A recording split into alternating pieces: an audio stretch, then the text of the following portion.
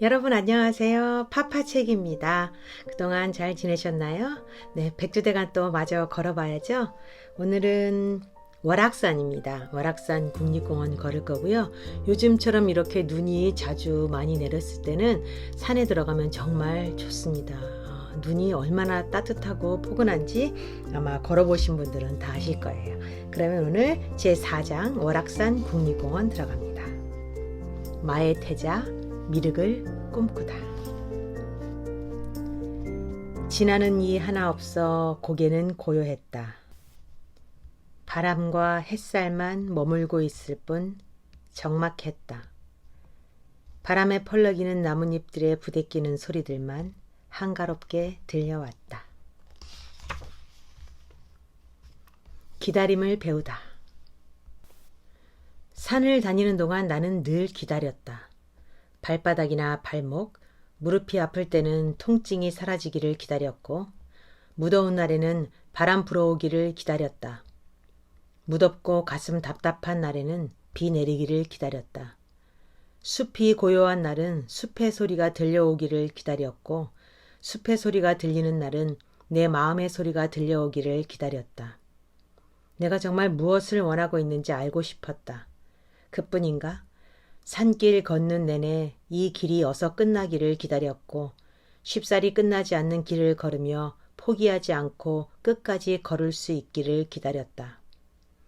산은 산길 걷는 내게 기다림에 대해 가르쳐 주었고 기다림은 또 다른 것들을 알려주었다.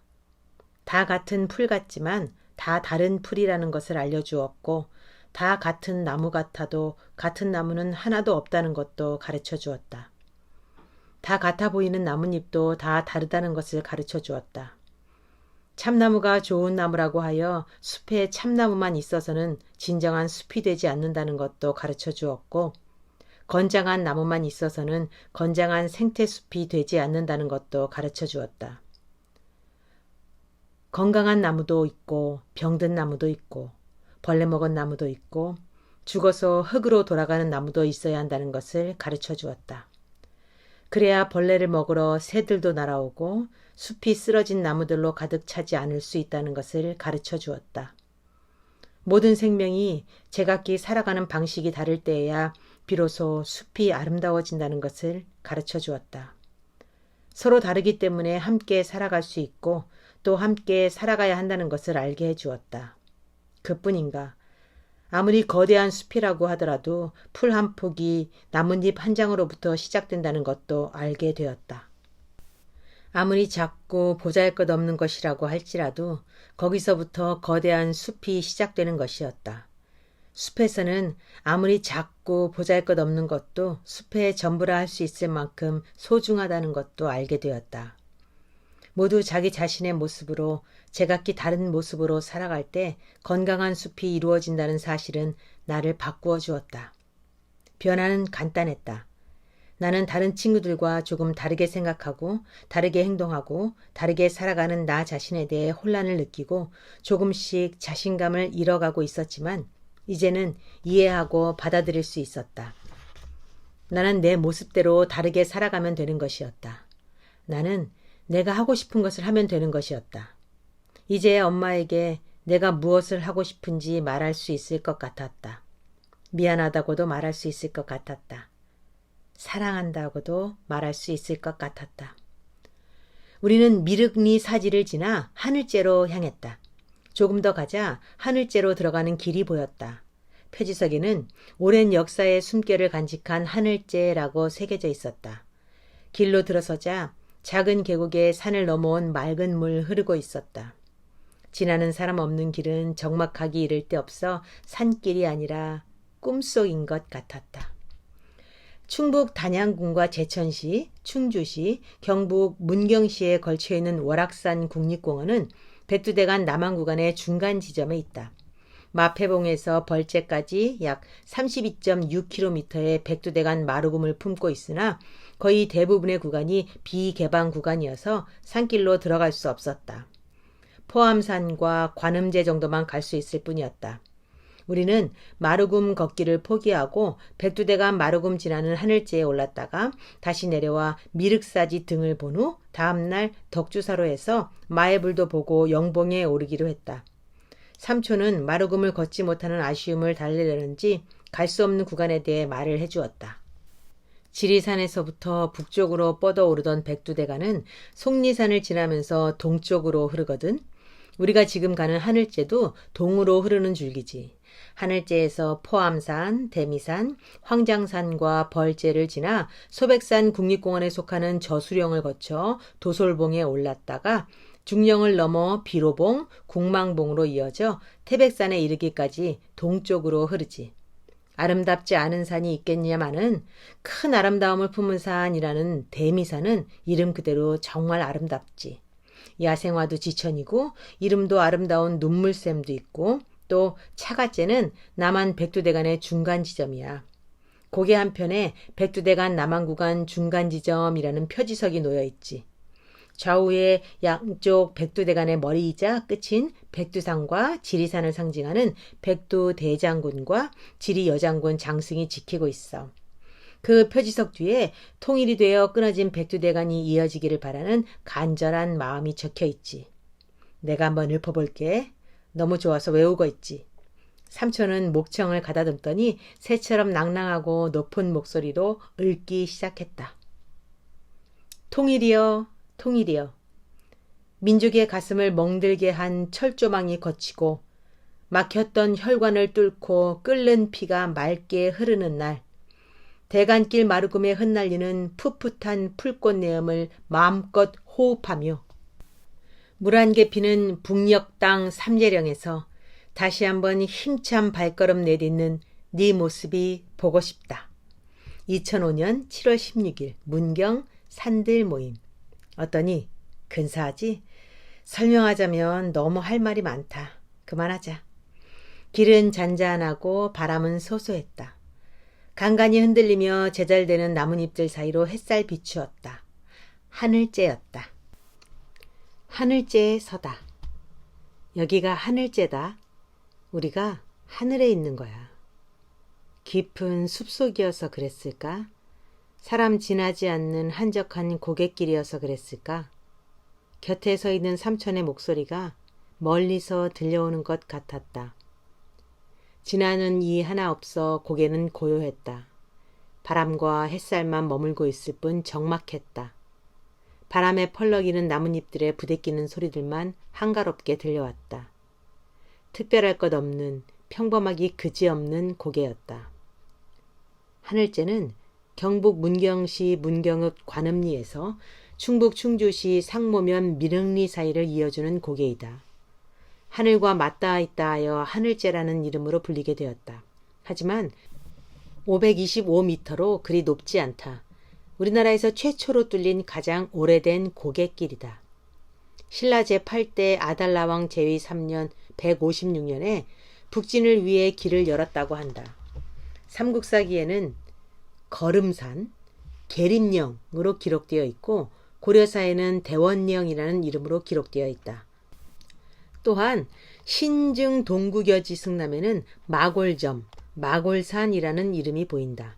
한원령이라는 다른 이름으로 불리기도 했다. 충북과 경북 두 고장 사람들이 이 고개를 넘나들며 장을 보고 교류했지. 이 고개는 그 사실만으로도 역사적인 의미를 갖지만 하늘째라는 이름에서 그것과는 또 다른 중요한 의미가 있어. 하늘째라는 이름이 언제부터 쓰였는지 정확하게 아는 사람이 없다더구나. 나라에서 지어준 이름이 아니라 당시 백성들의 입에서 입으로 전승되어 온 이름이기 때문에 언제부터 불렀는지 알 수 없었을 거야. 하늘째라는 이름에는 고단한 삶을 죽지 못해 살아가던 당시 백성들의 간절한 소망과 염원이 깃들어 있지. 단지 하늘에 맞닿아 있어 하늘째라고 부른 게 아니야. 아까 우리가 지나온 데 있지? 큰 석불이 있던 곳 말이야. 나는 고개를 끄덕였다. 그 동네 이름이 미릉리야. 이 고개의 저쪽이 관음리이고 불교에서는 관음은 우리가 살아가는 현실을 말하는 것이고 미륵은 죽어서 가는 내세를 뜻하지. 그러니 이 고개는 먹고 살기도 힘든 고단한 삶에서 하루속히 벗어나 내세를 바라보는 소망의 고개이고 미륵의 자비가 고단한 현실 세계에 내려오기를 바라는 염원이 깃든 고개였던 거야. 내세와 현실을 이어주는 고개인 셈이지. 그러니 이름이 하늘째일 수밖에. 내세와 현실을 이어주는 능력은 오직 하늘만이 가지고 있었으니 말이야. 그런 의미에서 보면 하늘째는 백성들의 고단한 삶이 그대로 담겨있는 이름이라고 할 수 있다. 그들의 슬픔과 절망과 분노와 희망 등이 그대로 담겨있는 것이지. 삶이 얼마나 고단했으면 마을 이름을 자비의 상징인 관음과 백성들을 구하기 위해 오시는 미륵이라고 지었겠어. 백성들이 이 고개를 지나며 고단한 세상을 하루속히 떠나 미륵이 다스리시는 행복한 세계로 들어가기를 염원하였겠지. 미륵의 자비 임하여 등 따숩고 배불리 먹을 수 있는 날이 속히 오기를 고대하였을 거야. 그러니까 미륵의 세계는 단순히 죽어서 가는 내세가 아니라 고단한 현실 속에서 이루어지기를 원하는 이상향이라고도 할 수 있지. 미륵의 자비가 임한 새로운 세상 말이야. 수많은 사람들의 가슴에 남은 이야기들을 담고 있는 하늘째는 못다한 이야기들을 들려주려는 듯 고요하기만 했다. 나무들 사이로 바람 불어와 땀에 젖은 몸을 식혀주었다.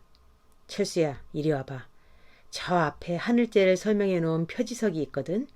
그곳에는 계림령 유호비가 서 있어. 계림령은 하늘째의 옛 이름이었다. 계림령 유호비에는 이 고개의 간단한 내력과 비를 세운 이유가 적혀 있었다. 태초에 하늘이 열리고 사람들의 발길이 이어지면서 영남과 기호지방을 연결하는 중추적인 역할을 맞아 장구한 세월 동안 역사의 온갖 풍상과 애환을 고스란히 간직해온 이 고개가 계림령이다.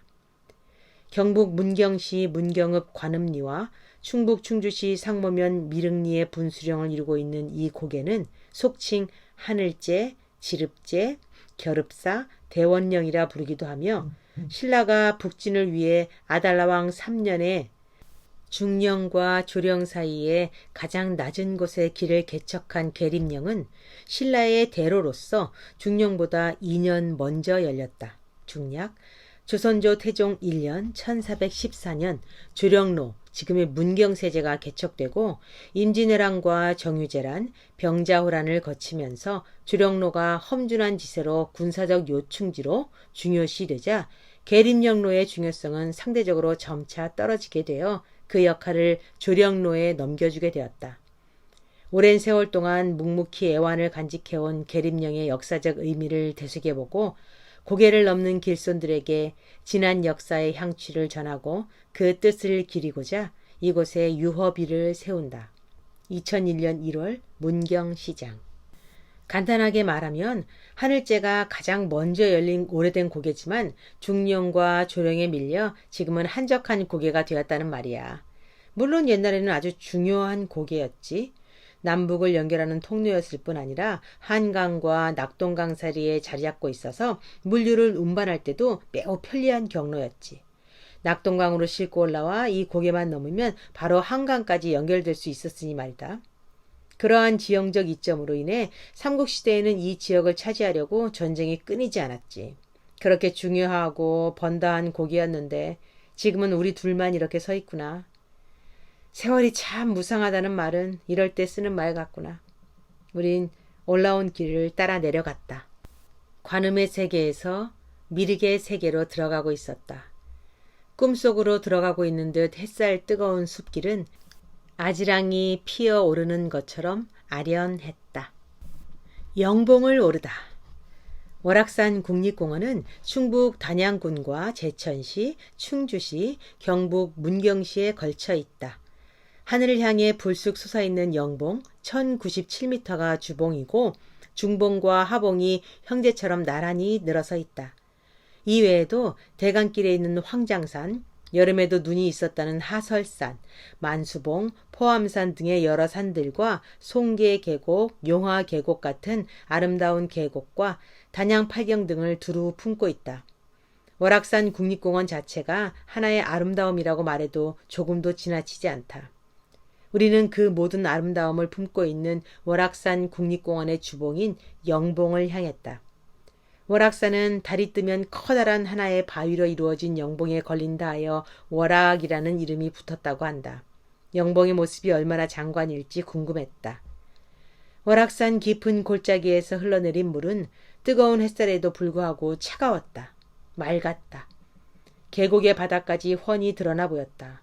얼굴을 비추자 내 마음까지 비칠 것만 같았다. 그 옛날 학이 머물렀다는 학소대를 지나니 신라의 마지막 왕자였던 마이태자 동생 덕주공주의 이름을 따 지었다는 덕주사였다. 이 절은 원래 신라 진평왕 9년 586년에 창건되었다. 신라가 망한 후 덕주공주가 이곳에 머물며 높이 15m의 큰 바위에 마의 미륵불을 세운 후 절 이름을 덕주사로 바꾸었다고 한다. 망한 나라의 마지막 공주의 이름으로 절 이름을 바꾼다는 것은 아무리 사찰의 일이라도 조심스러울 수밖에 없었을 것이다. 그런데도 절 이름을 덕주사로 바꾸었다는 데에서 덕주공주의 덕과 신심이 백성들에게 얼마나 두터운 인망을 얻었는지를 쉽게 짐작할 수 있다. 숲은 점점 깊어지고 있었다. 조금 더 숲길 따라 들어가자 멀리 마의 미륵불이 보였다. 우리는 걸음을 재촉하였다. 마애불 앞에 서니 삼촌이 어린 나무 같았다. 덕주공주가 세웠다는 마애불이다. 이 마애불이 바라보고 있는 방향이 어딘지 아니? 당연히 남쪽이지. 우리가 남쪽에서 올라왔으니까. 그래, 남쪽을 바라보고 있는 거야. 그런데 왜 남쪽을 바라보고 있는 것일까? 다른 쪽을 바라볼 수도 있잖아. 그러게. 그건 모르겠네. 머리를 긁적이며 말했다. 우리 어제 하늘째에서 내려올 때 미륵리에 있는 커다란 석불 봤지? 그 석불의 원 이름은 석조열의 입상인데 이 마애불은 미륵리에 있는 그 석불을 바라보고 있는 거야. 마애불의 원 이름은 마애열의 입상이야. 석불과 마애불의 이름도 비슷하지? 그 석불이 바로 덕주공주의 오빠이자 신라의 마지막 왕자인 마이타자가 세운 거래.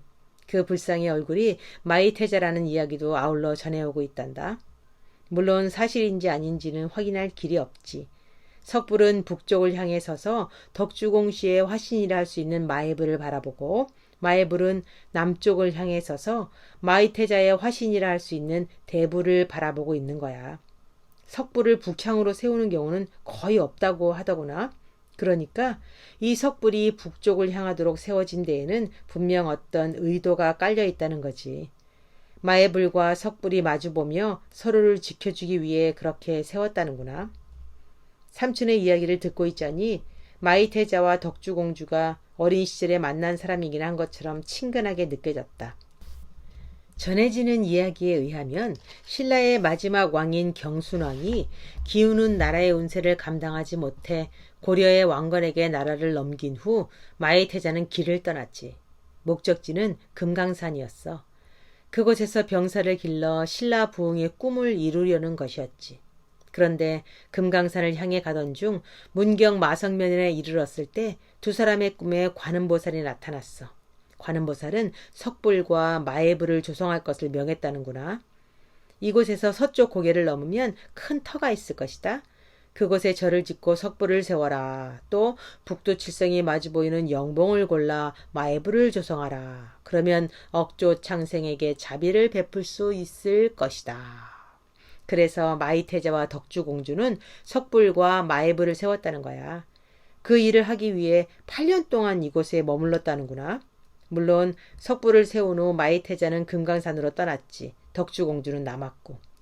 금강산에 가다 말고 8년 동안이나 머물렀단 말이야? 그래, 분명 8년 동안 머물렀다고 하는데 바로 그 점이 생각해 볼 대목이야.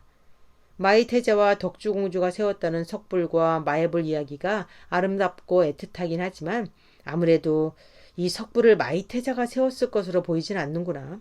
미륵리 사지 사찰이 서고 석불이 만들어진 때가 고려 초였어. 그러니까 망국의 태자인 마이태자가 신라 부흥의 꿈을 안고 금강산으로 가다가 아무리 꿈에 관음보살의 현신을 보았다고 하더라도 이곳에서 8년이나 머물며 석불을 세웠다는 것이 쉽게 이해가 되지 않는구나. 믿기 어려워. 그것만이 아니다. 사찰도 짓고 석불도 세우려면 자재뿐 아니라 많은 인부들을 동원할 엄청난 재물이 있어야 할 텐데 그런 엄청난 경제적 능력이 마이 태자에게 있었겠니? 아니 망한 나라의 태자에게 무슨 재물이 그렇게 많았겠어. 또 정치적이고 사회적인 상황도 여의치 않았을 거야. 생각해봐라. 고려 입장에서 보면 망국의 태자가 물산이 풍부한 지방에 8년이나 머물며 사찰과 석불을 건립하며 백성들의 인심을 모으는 걸 좋아했겠어? 당연히 안 좋아했겠지? 네, 잠깐 생각할 거리가 나서 그 옛날에 얼마나 그런 세상을 원했으면 이름을 미륵리라고 지었을까요? 저도 이곳 산행을 할 때 미륵리에서 하룻밤을 잔 적이 있었는데 이런 얘기까지는 생각을 못했던 것 같아요. 그냥 어떤 뭐 불교적인 거 아니면 미륵은 또 불교하고는 약간 다른 사상이니까 좋은 세상을 원하는 뭐 아니면 이 마을이 참 살기 좋은 마을 이렇게만 생각을 했었는데 이 책을 읽으면서 그 당시 참 힘들었던 민초들의 삶을 다시 한번 생각해 보게 됩니다. 그럼 계속해서 읽어볼게요. 나는 고개를 끄덕였다. 논리적이고 상식적으로 생각할 때 삼촌처럼 생각하는 것이 당연해 보였다. 사정이 그런데도 당시 백성들이 석불을 마이태자의 자화상으로 생각한 것은 천년 신라의 마지막 왕자인 마이태자에 대한 애틋한 마음 때문이었을 거야. 마이태자는 끝까지 나라를 지키고 회복하기 위해 노력했거든. 그런 모습과 마음이 백성들에게 전해졌던 게 아닐까? 백성들은 그를 위로하고 보듬어주고 싶었을 거야. 그의 삶에 대해 애틋한 정을 느꼈을 거야. 그를 기억하고 싶었을 거야. 그래서 석불을 마이태자로 마예불을 덕주공주로 여기는 아름다운 이야기를 만들어낸 것이 아닐까 하는 생각도 드는구나. 물론 실제로 어쨌는지 알 수 없는 일이지. 아마도 우리나라에서 마이태자만큼 백성들의 사랑을 받은 태자는 없었을 거야. 그렇기 때문에 마이태자에 대한 이야기가 백두대간 곳곳에도 남아있는 것이 아닌가 싶다. 망국의 왕자이지만 백성들에게는 인기 짱이었던 셈이지. 소백산에도 마이태자 이야기가 남아있지. 마이태자가 소백산 줄기를 지날 때 망한 나라의 수도를 향해 울었다는 슬프지만 아름다운 이야기가 전해지고 있거든. 그 봉우리가 바로 소백산 줄기 국망봉이야. 나라를 바라본 봉우리라는 뜻이지.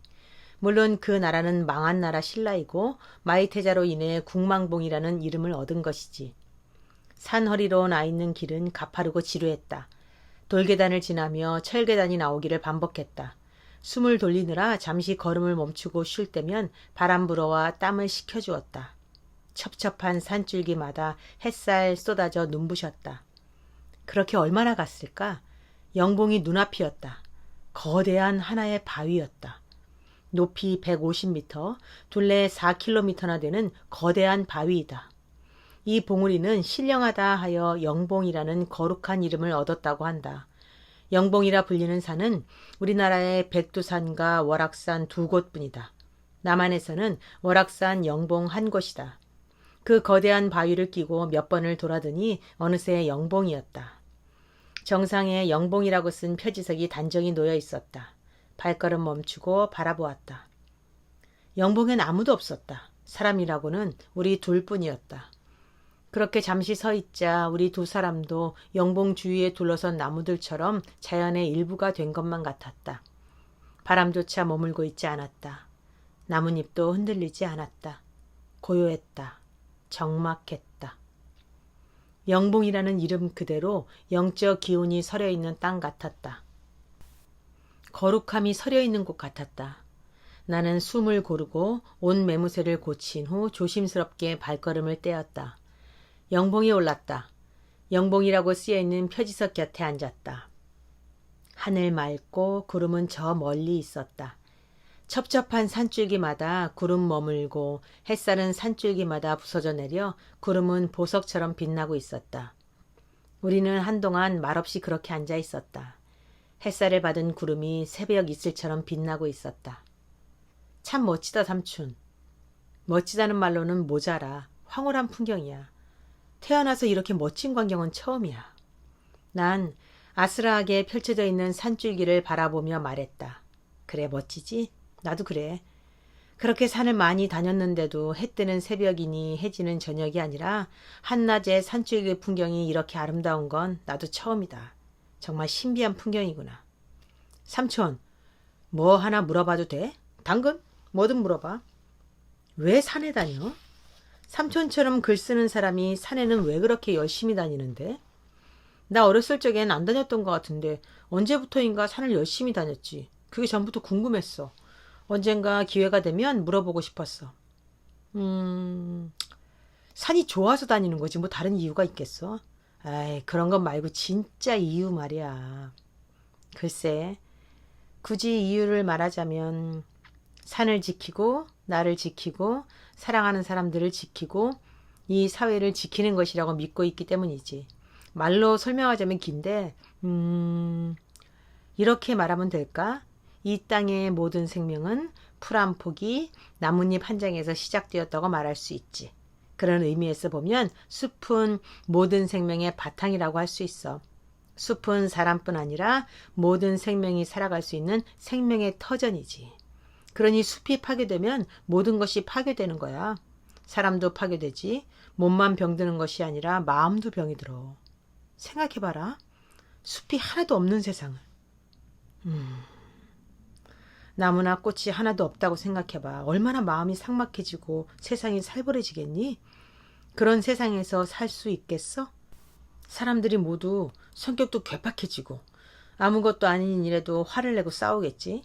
그러니까 숲을 사랑하고 지키는 일은 나 자신을 지키는 일일 뿐 아니라 내가 좋아하는 철수, 너나 엄마 같은 모든 사랑하는 사람을 지키는 일이기도 한 거야. 숲길 걸으면 마음이 맑아지지? 너도 그런 거 느꼈을 거 아니야. 영혼이 정화되는 것을 느끼지? 그래서 나는 숲을 찾는 거야. 나는 너도 숲을 사랑하게 되길 바란다. 산을 좋아하게 되길 바래. 삼촌이 예전에 미국 국립공원 몇 군데 가본 적이 있었는데 너무 아름답더구나. 그래서 한때는 미국 국립공원의 레인저로 일해보는 것도 참 좋겠다고 생각한 적이 있었어. 우리나라 국립공원에는 레인저가 없어? 아니야, 있어. 있긴 하지만 미국처럼 제도적으로 정착되어 있진 않아. 사법권도 없고 말이야. 공원 내에서는 경찰의 기능을 할 수 있어야 하거든. 제도적인 준비도 아직은 많이 부족한 편이지. 세계에서 국립공원이 처음 시작된 미국하고 우리나라를 비교할 수는 없지. 미국 국립공원 레인저 한번 해보고 싶었다며? 해보지 그래. 삼촌 덕에 나도 구경 좀 해보게. 내가 하고 싶다고 시켜주겠니? 어림도 없는 얘기지. 나야 그냥 관광객일 뿐인데 자격이 없지. 구경 가는 거야 뭐 어렵겠니? 나중에 가면 되지. 기회 되면 함께 가자꾸나. 삼촌은 내 어깨를 툭 치며 말했다. 새소리가 들린 것 같았다. 그러나 돌아보지 않았다. 새소리였다면 다시 들리겠지? 우리는 그대로 앉아 있었다. 첩첩하여 아득히 흐르는 산줄기들을 바라보았다. 햇살바다 보석처럼 빛나는 구름들을 바라보았다. 어디선가 바람이 불어왔다. 깊은 골에서 불어오는 것 같기도 하고 저 산줄기 너머에서 불어오는 것 같기도 하였다. 아니, 어쩌면 마음에서 불어오는 것인지도 몰랐다. 이번 이 월악산은 비탐 구간이 많아서 이렇게 산줄기를 걷지는 못했지만 영봉에 오르면서 많은 것들을 생각하게 하는 그런 글들이 꽤 많았던 것 같아요.